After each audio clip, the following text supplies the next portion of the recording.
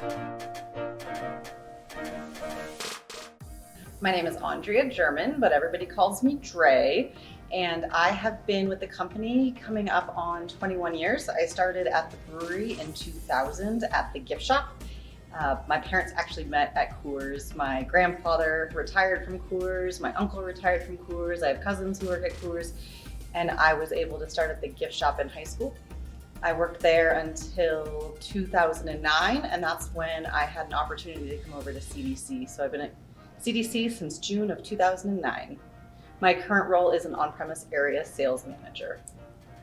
So I was working on the NASCAR program with Coors Light when I was at the brewery, and that position was eliminated when the Miller Coors joint venture happened.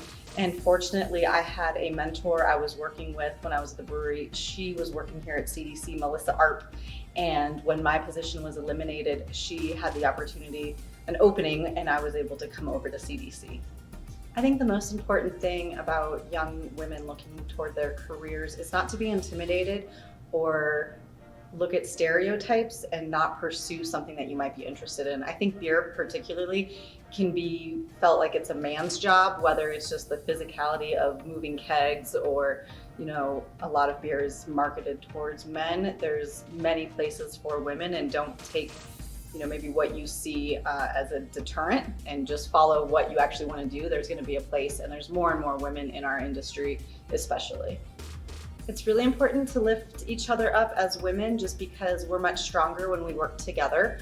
I think there has been a tendency of women being very independent and saying, I can do this, I'm able to, but the amount of strength and knowledge and ability to get things done when you're in a larger group is much more productive. So working together, you're going to get a lot more diversity, you're going to get a lot more education and experience, and that's only going to make whatever the project is a lot easier and more productive.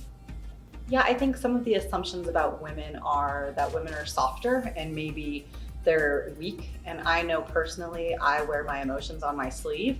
And while some people may think that that's not a positive, I really think as a leader, it makes me vulnerable and very honest. I can't hide my emotions. And as a leader, that just makes me better, because honesty and transparency is really great traits to move along in your career and be a leader.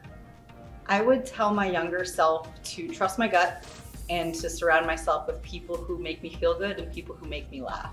Those have been the people that I've really resonated with as I've turned into a professional within my career and just a middle-aged woman, and that's what's made me successful. And just being able to laugh with one another, that's very important.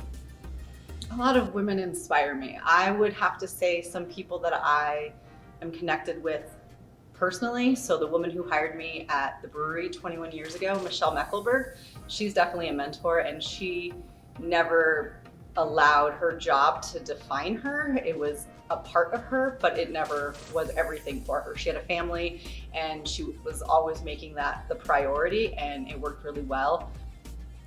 There's a lot of people I'd like to have beer with. Right now, I'd like to have beer with some of my closest friends, the ones that I'm not really able to, whether they live far away or just because of COVID. But I think somebody that would be really, really fun to have a beer with would be Lily Tomlin. I just think she's so unique and creative and hilarious. She makes me laugh. So I think having a beer with Lily would be great.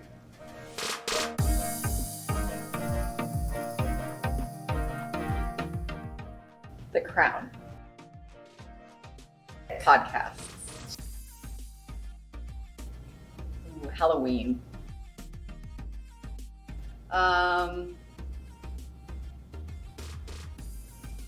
Maybe walk part of the Appalachian Trail. I've always been intrigued by the Roaring Twenties, like New York City in the Roaring Twenties. Wake up immediately or early. A veterinarian. Ooh, clothes. My neighborhood bar Sideways. Coors Light.